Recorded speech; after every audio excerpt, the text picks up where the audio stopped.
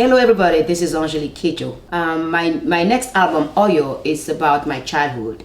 Music that inspires me when I was a kid and that shaped the musician that I become. It started from the traditional musician of my country and of the continent of Africa, all the way down to female artists from Africa and around the globe, men and women that have sung songs that really helped me understand that the world is a big place, yet it's very small when it comes to music. We all speak the same language. This album is also dedicated to my dad that passed away 2 years ago, and to thank him for exposing me in an early age to music, sports, and school. Now let's go down to your questions and then we will take it from there. Kim Buskala asked on Facebook, what musicians have influenced your music? I will say it started with traditional musicians from my country, specifically from one of my aunties that used to sing traditional songs to me when I was a little kid, when I was in my mom's womb actually.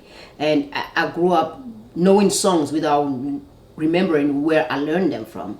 And then my mom have a theater group and I started singing with my mother's troupe. I was 6 years old and my brother put together a cover band in the early 70s.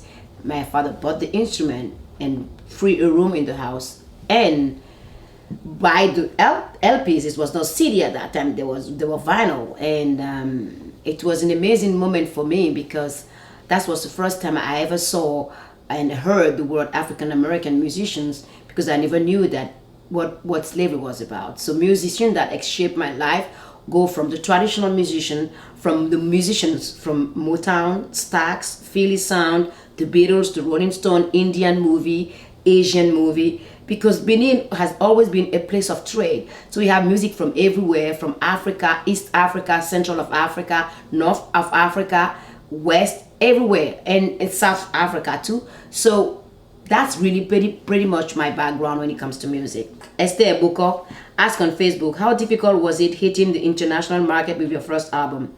What did it feel like?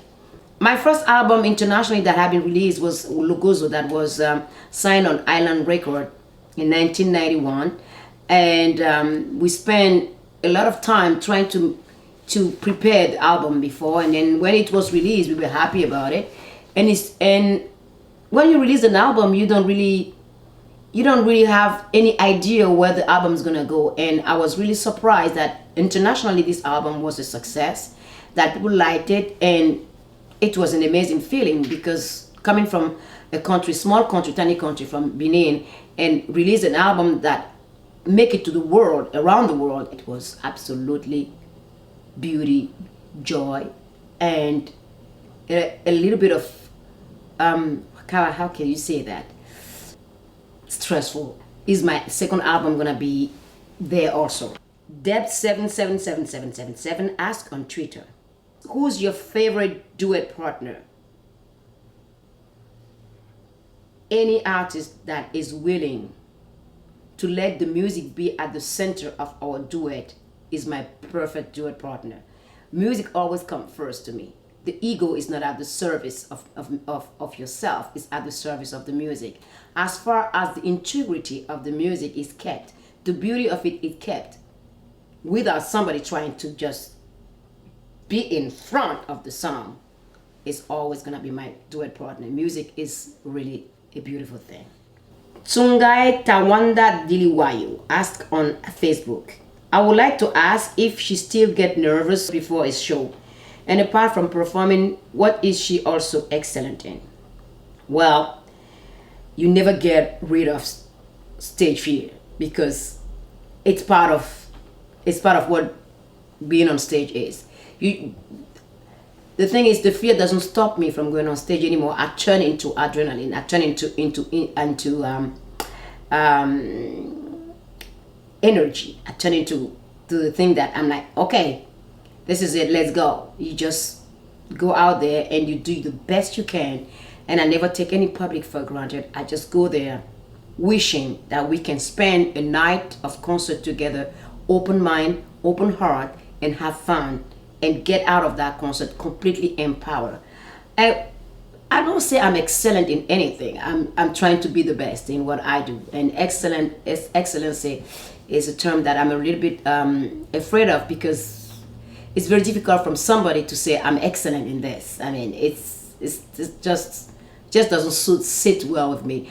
I love to cook. I can say that, and I think I'm not bad at it because I started cooking. I was 8 years old. In Africa, you have to cook because nobody's there to serve you. Everybody have to play. I mean, play their part and do their core.